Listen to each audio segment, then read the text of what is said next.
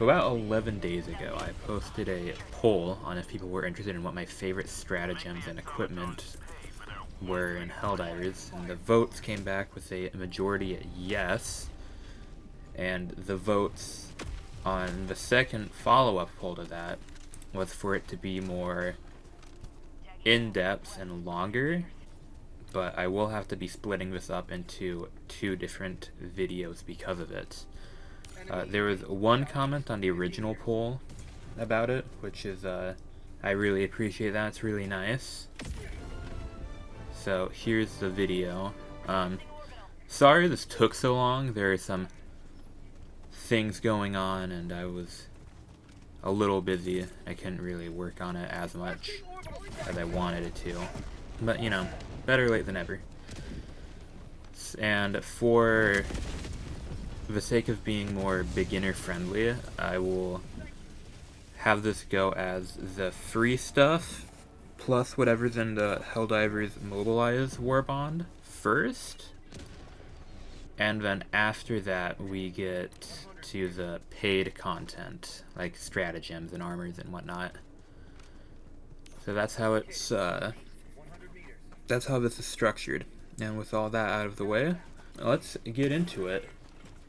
Alright, so to start off the list, we have the stratagems that I will usually bring on just about every front, which is the orbital napalm barrage.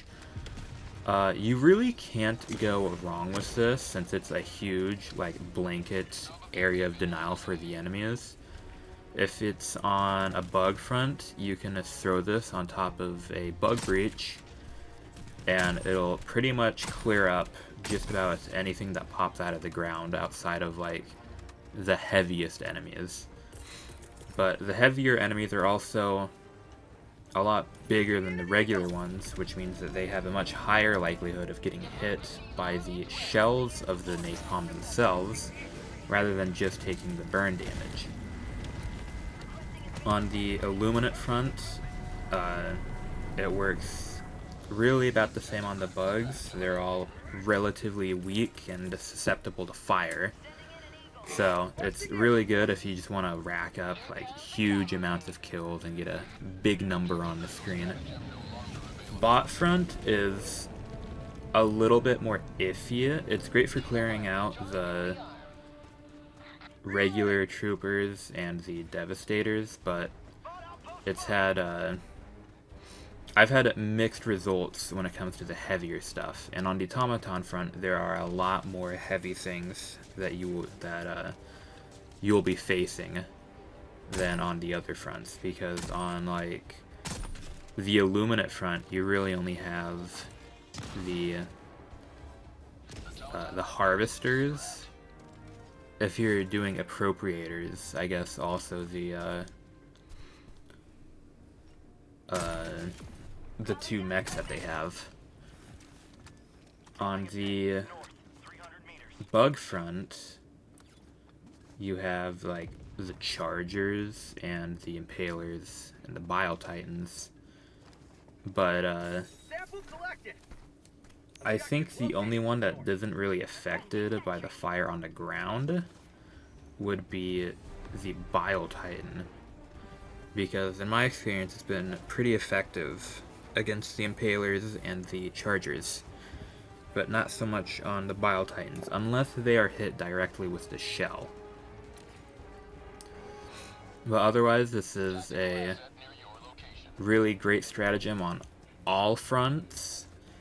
It's I'd say it's worthy of having, like, of just always bringing it anywhere, unless it's on a blitz mission.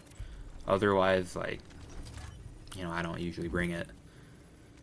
But yeah, this is probably my all-time favorite stratagem, just because of how, like, how useful it is on clearing out all the things that the game throws at you.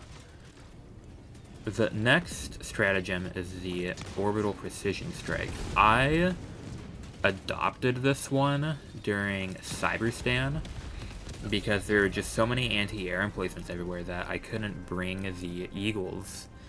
And at the time, Eagles were like my favorite stratagem, because you could just throw so many of it out before it went on cooldown. And so when we went to Cyberstan and there was all this AA everywhere, I had to get creative on how to take out certain structures. And the Precision Strike really did start to fill that role. It can break detector towers in one shot, it can break stratagem jammers, and it also gets bonus points in my eyes for being able to take down the detector towers that can be found in fortresses that aren't considered objectives, so you wouldn't be able to call in a hell bomb. So that's really nice. I think, in my opinion, it's kind of restricted to just those for like closing, for destroying objectives on the automaton front, or closing enemy spawners like bug holes or warp ships or bot fabricators, because it has enough destructive force on the bug side so that it can break Bile Titan holes, which is really useful if you don't want to spend a different stratagem on it.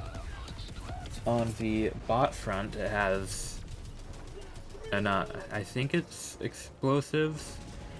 It does enough so that it can destroy the landed warp ships with their shields on, which is really useful. And overall, I think if you really need something to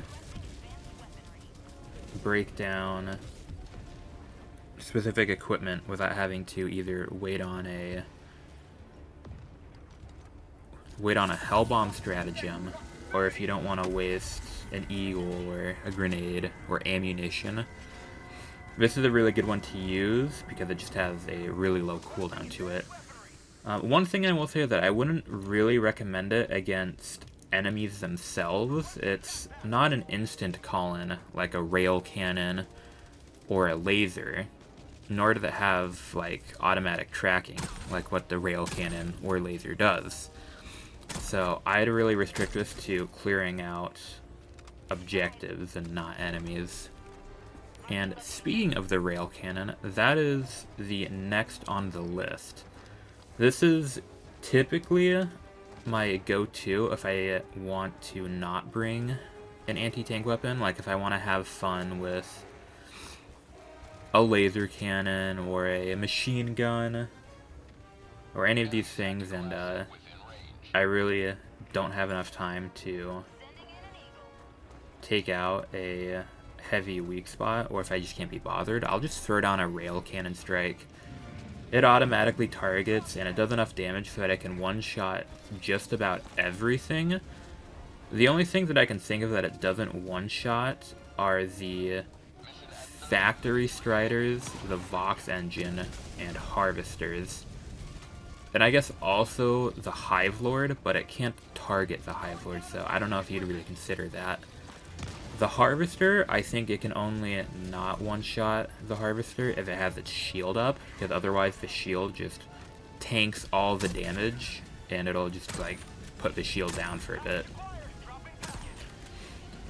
I would say this fills in the niche of where neither the Precision or the Napalm can strike or fit, because the Napalm is great for clearing out huge swarms of chaff enemies, but it can sometimes struggle onto heavier enemies.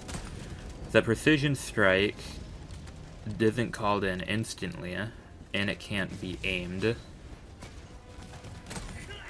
but the Rail Cannon is called in basically instantly, and it auto-tracks, it'll one-shot just about any heavy you want, and it's really useful. It definitely has a longer cooldown than like the Precision Strike, but I would definitely take that trade-off just because of its really good anti-tank abilities.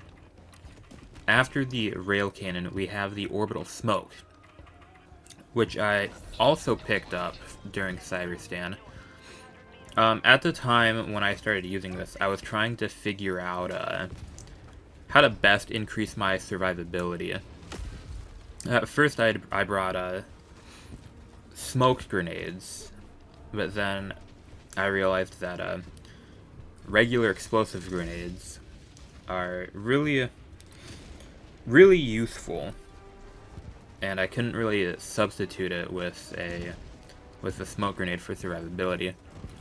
So I adopted the survivability onion mentality, where if you don't know what that is, I'll put it up on the screen, but essentially I wanted to not be detected, or if I was detected, I didn't want them to be able to accurately shoot me, and so the smoke was a great way to basically cover your tracks and flee to a safe spot if you really need to. Hilariously enough, this has enough demolition force that it can break detector towers and stratagem jammers if the shell hits it, which I find like really funny, because I wouldn't really expect these smoke shells that I don't think do any damage, even if it direct hits an enemy. But it has enough demolition force to it so that it can break detector towers and whatnot. But overall, this is a really useful stratagem if you want to get away.